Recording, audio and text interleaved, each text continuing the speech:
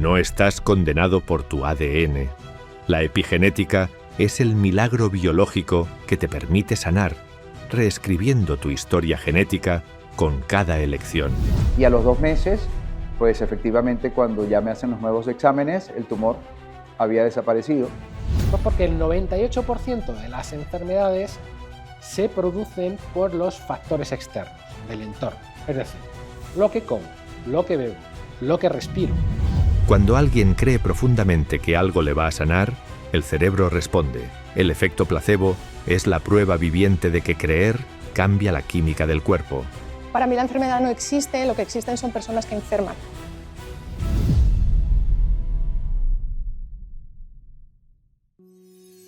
Fuiste una sola célula. Una. Y desde ese instante comenzó una coreografía perfecta. Millones de células comenzaron a multiplicarse, moverse, diferenciarse, sin que nadie les dijera cómo. Una célula se convirtió en corazón. Otra en hueso.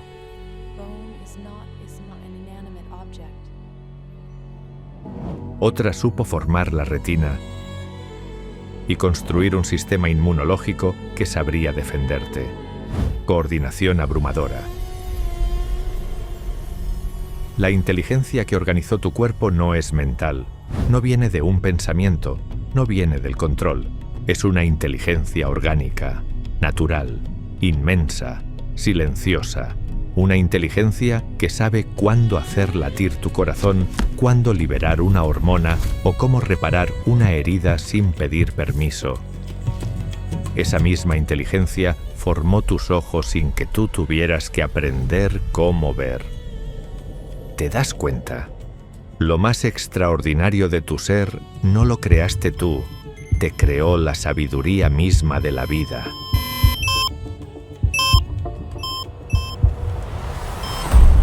A pesar de diagnósticos y etiquetas, esta inteligencia vital nos susurra que la enfermedad podría ser algo muy distinto a lo que nos han contado. Para mí la enfermedad no existe, lo que existen son personas que enferman. Creo que es algo muy importante. Luego ocurre que hay muchas personas que enferman de manera similar, pero eso no significa que las enfermedades existan por sí mismas. Si la enfermedad no existe por sí misma, ¿dónde queda esa inteligencia original que nos construyó? Si esa inteligencia fue capaz de construirme desde una sola célula, ¿dónde está ahora? ¿Acaso desapareció el día que naciste? ¿O se quedó dormida debajo de tus creencias limitantes, tus miedos, tus rutinas? Esa fuerza no se fue. Sigue ahí, latente, activa, esperando que vuelvas a confiar en ella. Bienvenidos a Epigenética. Creer, transformar y sanar.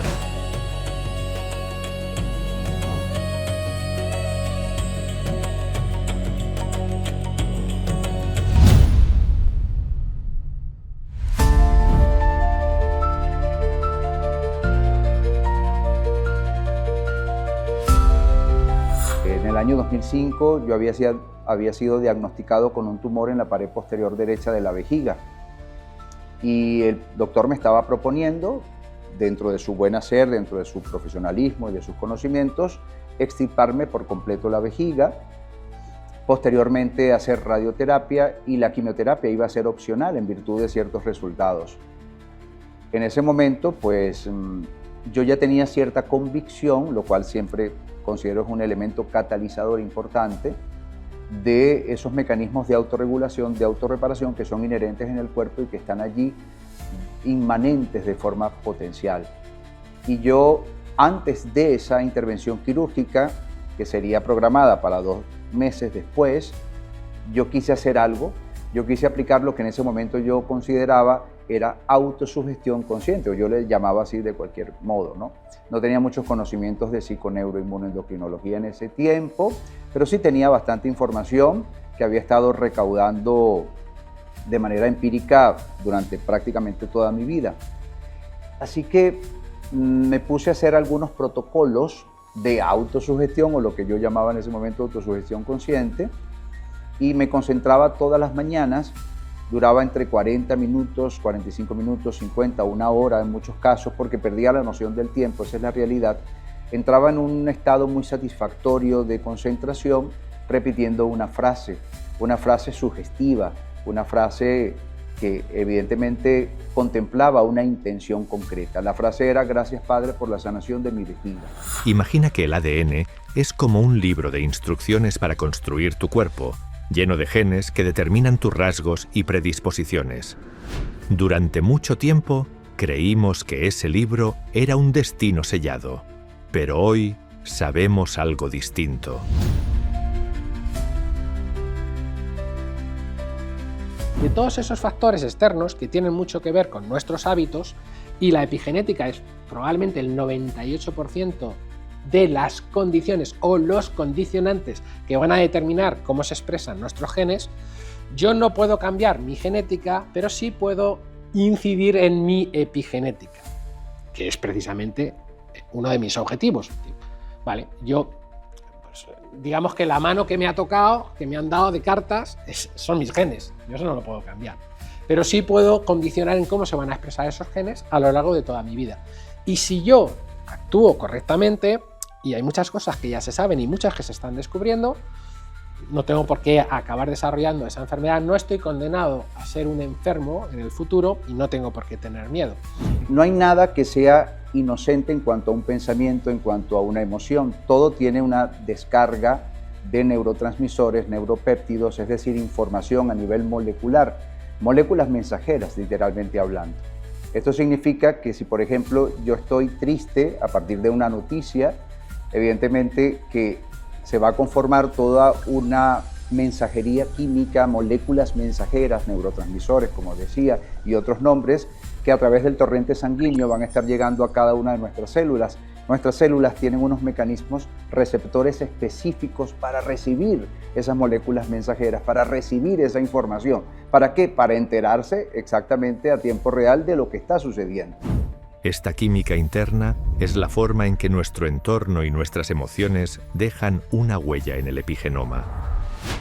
Vivir en estrés crónico, por ejemplo, no solo altera cómo nos sentimos, modifica la expresión de nuestros genes. El cuerpo humano tiene un sistema de emergencia. Cuando percibe peligro, activa el modo lucha o huida. El corazón se acelera, la digestión se detiene. Todo lo que no sea sobrevivir se apaga. Hay una señal silenciosa que lo demuestra, una clave biológica que pasa desapercibida: la saliva. Cuando estamos estresados, la boca se seca. Es el cuerpo deteniendo funciones no esenciales.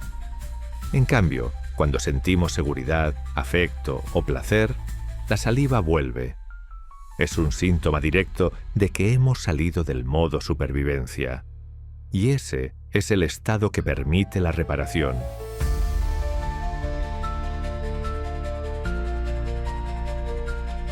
Pues a pesar de provenir de una formación médica completamente estándar y sistémica, de la medicina alopática, iba a decir tradicional, que no lo es, bastante reciente y moderna, he seguido el camino del sistema prácticamente toda mi vida, en una universidad pública, haciendo posteriormente una especialidad quirúrgica, porque en ese momento para mí el mundo de lo físico era fundamental. Yo no creía en absolutamente nada que no fuera capaz de tocar, y si no podía cortarlo y no podía sangrar con mi cuchillo en la mano, para mí no existía aquello. Y la verdad que al principio pues, era súper feliz y aquello me llenaba muchísimo y era una especialidad muy bonita. Yo me dedico a la cirugía reconstructiva, principalmente oncológica, y eso me llevó pues, a entrar en contacto con pacientes con cantidad de problemáticas importantísimas en momentos muy importantes de sus vidas, muy críticos, que además a mí me tocaba vivirlos con ellos desde el punto de vista muy externo. Quiero decir, un cirujano plástico se dedica a la reconstrucción, se dedica a la parte más externa. Yo me daba cuenta de que en función de cómo mi paciente enfocaba la enfermedad, cómo la vivía y en qué momento de su vida se encontraba, la evolución era muy distinta entre unos pacientes y otros. Estas palabras nos llevan a una pregunta fundamental. ¿Pueden nuestras emociones y creencias influir en el curso de una enfermedad? Es una idea que, como la ciencia está demostrando, tiene un poder inmenso. Cuando yo creo que estoy enfermo, cuando creo que hay una enfermedad que se manifiesta en una sintomatología, tengo prácticamente comprados todos los boletos. Si temo tener esa sintomatología, de tener esa sintomatología. Si yo estoy contento, si estoy alegre, si estoy en paz conmigo y con el mundo, eso se va a manifestar en salud.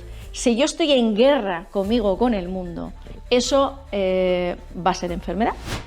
Esa paz interna se construye en gran medida a través de nuestra conexión con los demás. La soledad, por el contrario, parece tener un efecto directo en nuestra biología.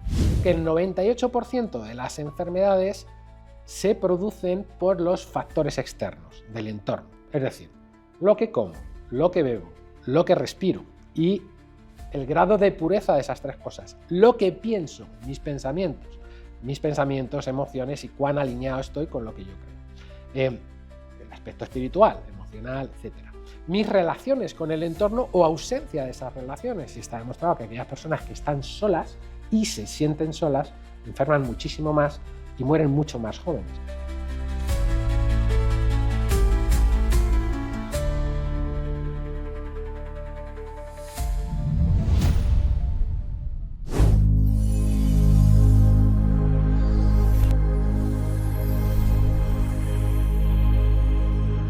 El cuerpo lleva la memoria de cada experiencia.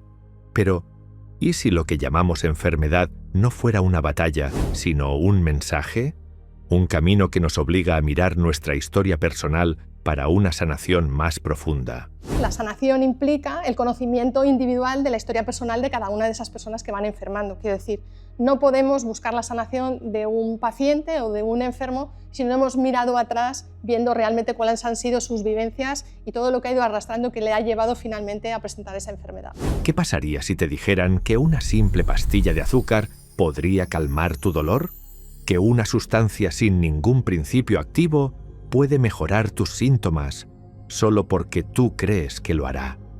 Eso es el efecto placebo. Y no es magia. Es biología.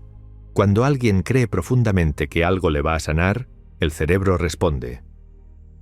Activa regiones como la corteza prefrontal. Esa señal viaja al sistema límbico, al hipotálamo y al tallo cerebral. Entonces, el cuerpo libera endorfinas, dopamina y hasta opioides naturales. El cuerpo empieza a fabricar sus propios medicamentos internos. El efecto placebo es la prueba viviente de que creer cambia la química del cuerpo. La expectativa activa el sistema nervioso y el sistema inmune. La mente no solo piensa, también fabrica salud.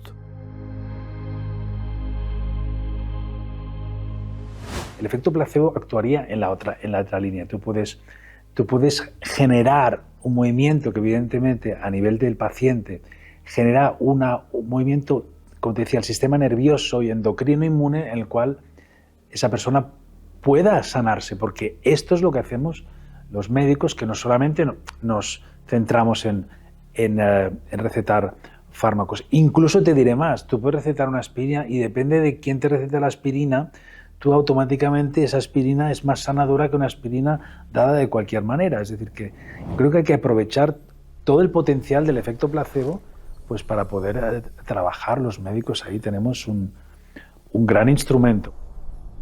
Del mismo modo que el efecto placebo es ese efecto positivo de la toma de una determinada sustancia creyendo que te va a ayudar y simplemente por la convicción completa de que ese producto va a ser bueno para tu salud y eso repercute positivamente en ella, el efecto nocebo es todo lo contrario.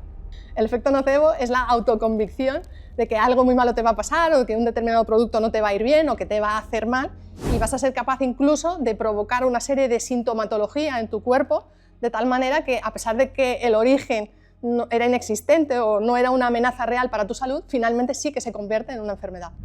La autoconvicción es, en esencia, la manifestación de nuestras creencias más profundas. Es la base de un fenómeno que va más allá de la lógica. Pero es verdad que cuando tú te crees enfermo, estás muy predispuesto a somatizar, a enfermar. O el efecto Charcot, donde un neuropatólogo pudo demostrar cómo cuando describía una histeria, de alguna forma esa capacidad, ¿no?, en el que yo tengo de entender cómo son unos síntomas, cuando tú me describes los síntomas, prescribes los síntomas y yo somatizo aquello que creo que sería un síntoma. Y es precisamente en esa predisposición donde la ciencia encuentra su punto de conexión. Nuestros pensamientos y creencias, ya sean de miedo o de confianza, no son ideas abstractas. Son señales que el cuerpo obedece, dejando una huella en el epigenoma. Si yo tengo dos alelos, y eso se puede ver con un test genético que es relativamente sencillo y ahora ya relativamente barato, simplemente para mirar eso, no es el único gen, pero este es el más importante, mi probabilidad de padecer Alzheimer si vivo suficientes años estaría entre el 50 y el 90%. Bien, ¿qué es esto de las probabilidades? Pues esto significa pongámonos en la peor de las circunstancias, como muchos de nosotros haremos, sobre todo si pensamos que, como me pasaba a mí antes, ¿no?, que nos vamos a morir, ¿no? Que cuando leemos sobre una enfermedad tenemos todos los síntomas, ¿no? Y seguramente a algunos de nosotros nos pase eso. Bien, somos hipocondríacos. Bueno, pues si tú eres hipocondríaco, vas a pensar, si tengo doble alelo, mi recomendación es que no nos hagamos estas pruebas, salvo que tengamos herramientas específicas para abordarlo, sino ¿de qué te sirve saberlo? O al final nuestros propios pensamientos son los que acaban haciendo que eso se produzca, ¿no? El cuerpo es muy obediente a cómo pensamos. Bueno, si yo tengo doble alelo, yo tengo dos maneras de ver eso. Puedo decir que tengo entre un 50 y un 90% de probabilidades de padecer Alzheimer antes de los 60 años, o puedo decir que tengo un 10% de probabilidades y yo estoy en ese 10% de no tener Alzheimer. ¿Y eso de qué depende? Bueno, pues eso depende de la epigenética. Y repetía esa frase durante 40 minutos, una hora, en muchos casos 1 hora y 20. Y luego, durante el día, sentía la certeza, la convicción de que era cuestión de tiempo que mi cuerpo, con sus propios mecanismos inherentes de autorreparación, resolverían esa anomalía, esa irregularidad, esa circunstancia que se había presentado a nivel de mi vejiga, ¿no? Entonces también hacía otros protocolos que los combinaba de cierto modo para mantenerme siempre en esa misma frecuencia mental y emocional. Y a los 2 meses, pues efectivamente cuando ya me hacen los nuevos exámenes, el tumor había desaparecido. El doctor me dice, no sé qué hiciste, no sé a qué virgen le rezaste, pero funcionó. Es como si literalmente lo hubieras cauterizado, me dijo. Es como si se hubiera cauterizado la tumoración.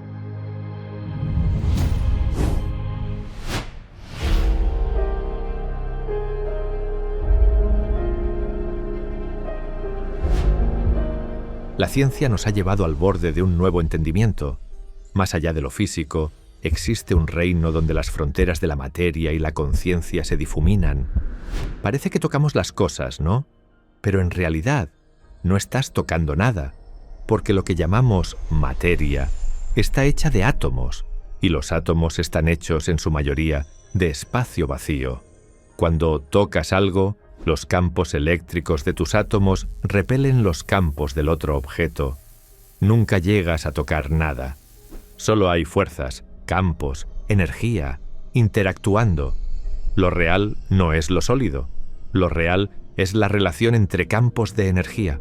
Lo real es la conciencia que observa. Lo que llamamos forma no es más que un patrón vibratorio en el vacío. No eres una cosa, eres un proceso. Y la ciencia de vanguardia empieza a sospechar que ese proceso energético tiene su propio lenguaje. Esto nos conecta con conceptos que, en su día, parecieron esotéricos. La ciencia moderna, sin embargo, empieza a medir lo que antes era invisible, la luz que emana de nuestro interior. Verás, nuestra vida se basa en el aire, el agua y el sol. Eso es. Así que el sol es la base de todo. Y tenemos dispositivos especiales, aquí están, para transformar la energía solar en materia. Y luego podemos comer diferentes verduras, frutas, podemos comer carne. Y de esta manera transformamos la luz en nuestra energía. Entonces ahora en física, en biofísica, tenemos una visión clara de cómo lo hacemos. Así que podemos decir que toda nuestra vida está basada en fotones. Y ahora tenemos muchos datos y datos científicos de que muchos procesos en nuestro cuerpo están relacionados con el intercambio de fotones. Y emitimos fotones. Es posible medirlo. Esta comunicación celular, a través de la luz y la intención, nos revela que la inteligencia del cuerpo no está solo en el cerebro. Las frutas, pero también los animales y nosotros, emitimos luz.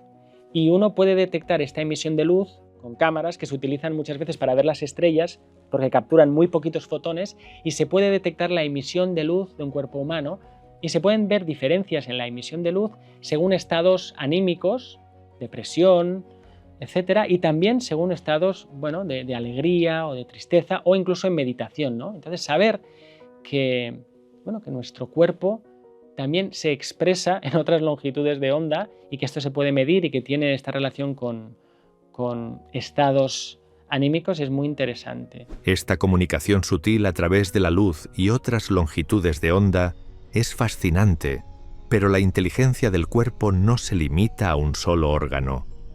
Lo que la ciencia está descubriendo ahora es que la intuición y la emoción que sentimos tienen una base biológica. El corazón, que a menudo asociamos con nuestros sentimientos, no solo reacciona a los pensamientos del cerebro, sino que también tiene su propia voz. También se ha descubierto recientemente, aunque hay estudios que también lo apuntaban antes, que en algunos procesos de cognición el corazón sabe lo que va a pasar antes que lo sepa el cerebro. Es decir, que le envía la información al cerebro en vez de que sea al revés. Y esto pues está muy bonito porque descentra este rol absolutamente prioritario o primordial que tiene el cerebro, que lo tiene, y dice, ojo, que hay otros órganos del cuerpo, como el corazón, que ya lo decían las viejas tradiciones, y otros órganos que todos tienen un papel muy importante en percibir el mundo y en comunicarnos con los demás. Por lo tanto, bueno, mucha atención a lo que se descubre en el corazón, en lo que se descubre en los intestinos y en cómo ellos hablan con el cerebro y el cerebro de vuelta. Pero es que además tenemos que entender que la salud o la enfermedad tiene que ver con las vibraciones que tenemos o no tenemos. Hay emociones que nos hacen vibrar muy bajo y emociones que nos hacen vibrar muy alto. Es decir, cuando yo estoy vibrando en vergüenza, yo estoy vibrando en unos 20 hercios, y cuando yo estoy en paz, en armonía, en amor, estoy por encima de los 500. Es decir, la salud o la enfermedad tiene que ver con las vibraciones.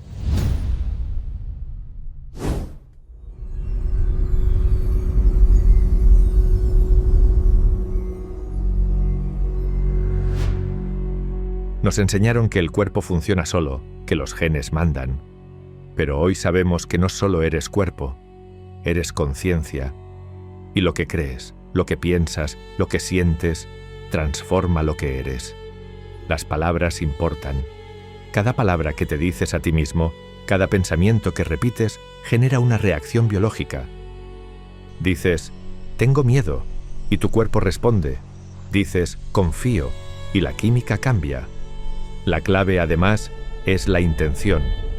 Tu intención no es algo abstracto, es una dirección energética real. Todo lo que se piensa, todo lo que se siente, se traduce en sus derivados a nivel molecular, es decir, información a nivel molecular. Entonces vamos a partir del hecho que una certeza, una convicción, se va a traducir, va a tener un equivalente a nivel de esa información molecular. Estos neurotransmisores van a llegar a las células, van a entrar por estos receptores neuropeptídicos, etcétera, receptores muy específicos dentro de las células. Una vez que esta información de convicción, de certeza, entra a las células, ahora pasa por este mecanismo, se conoce como señalización intracelular. Una vez que se transduce esas moléculas, se codifica a modo de que el propio ADN pueda entender esa información de certeza, de convicción. La expresión genética a partir de esa información que ha procesado el ADN va a estar correlacionada con esa intención, va a estar correlacionada con esa certeza. Por ejemplo, a través de mecanismos epigenéticos, ahora los nuevos genes tienen una armonía, tienen una consonancia con esa información. El problema que tenemos hoy en día es que hemos dejado de escuchar a nuestro cuerpo. Ya no entendemos lo que nuestro cuerpo nos está intentando decir y como no lo entendemos, no somos capaces de arreglar el problema en su origen. Entonces sí, evidentemente las patologías tienen un vínculo, tienen una causa, por lo menos porcentualmente hablando, relativamente importante, emocional, o están relacionadas con el estrés, o están relacionadas con algún trauma, o están relacionados con algún, como se ha hablado en la nueva medicina germánica, algún conflicto biológico. Es decir, yo no estoy alineado con creencias, ya no solamente creencias, convicciones, etcétera, ¿no? O principios que nos rigen a todos aunque nosotros no los conozcamos. Cuando yo violo mi conciencia, eso va a tener una consecuencia física. Eso significa que si yo puedo abordar eso, sí que me va a ayudar. Nos hablaban de una conciencia universal que nos envuelve, sugiriendo que la mente no es un fenómeno aislado, sino que está entrelazada con el cosmos. Sin embargo, en nuestro día a día, esta conexión se ve a menudo bloqueada por un mundo que nos desafía constantemente. La mayoría de nuestras decisiones y percepciones operan a un nivel inconsciente, lo que nos hace profundamente vulnerables al hackeo mental por parte de la sociedad y los medios que actúan como verdaderos magos de la manipulación. Es en este contexto de desconexión y vulnerabilidad donde hay una clave fundamental para recuperar nuestro poder y salud, la responsabilidad personal. Me parece básico que la salud es un tema de responsabilidad personal, es algo que tiene que cuidar uno consigo mismo y no solamente es cuidar el cuerpo físico, es cuidar el entorno, es cuidar todo aquello que nos influye alrededor, porque por ejemplo mucha gente habla del alimento, pero el alimento es todo aquello que entra en contacto con nosotros, no solamente a través de nuestra boca, y empezar a tomar conciencia de ello me parece básico porque creo que en los últimos años hemos llegado a un punto en el que el sistema nos ha convencido de que la salud proviene de proveedores externos, es decir, uno no hace falta que se cuide para nada porque tiene la seguridad de que va a haber un sistema médico alopático que se va a encargar de todo en el momento en el que haya algún problema. Creo que el gran cambio de paradigma consiste en darle la vuelta a todo esto y realmente uno responsabilizarse y hacerse autónomo a la hora de cuidar su salud y verdaderamente el sistema va a estar ahí siempre para podernos ayudar en el momento en el que haga falta, pero entendiendo siempre que los médicos, que el personal sanitario son tus ayudantes, son los técnicos que pueden ayudarte, pero no van a ser nunca los protagonistas de tu sanación, porque vas a ser tú quien te sanes. Parece que suena como algo como muy esotérico y para nada. Si el paciente no participa, si no está activo, si no conoce lo que realmente está ocurriendo por detrás de lo puramente biológico y físico, es muy difícil que las cosas vayan muy bien. Con lo cual, como el paradigma médico únicamente se basa en la parte física, es una parte muy limitada, es importantísimo que el paciente empiece a entender la realidad general y lo que es el escenario completo de la enfermedad, de tal manera que pueda utilizar al sistema para su curación física, pero a la vez haga mucho más trabajo personal para que en colaboración con el sistema pueda llegar a la sanación completa. Entregarte no es rendirte, es abrirte, a sentir, a sanar, a reprogramar tu biología desde la coherencia. Esa fuerza no se fue, sigue ahí, esperando que vuelvas a confiar en ella, porque si pudiste construirte desde una célula, ¿qué más serías capaz de construir y reconstruir? Si volvieras a confiar, todo tu potencial de salud sigue vivo en ti. No lo perdiste, solo lo olvidaste. Tu cuerpo no es una cárcel, es un jardín que responde a lo que siembras en él cada día. Con palabras, con intenciones, con creencias, crees y por eso transformas. Aprende a hacerlo. Lo que acabas de ver no es un final, es solo una puerta a un conocimiento que puede cambiar tu vida. Formado con referentes como Bruce Lipton, Tito Figueroa convirtió una década de estudio científico y el análisis de miles de casos de remisiones espontáneas en una serie exclusiva de 10 episodios sobre epigenética que encontrarás solo en televisiónconsciente.com. Descubre protocolos y hábitos cotidianos que favorecen la activación de estos mecanismos de sanación. Prueba 7 días gratis.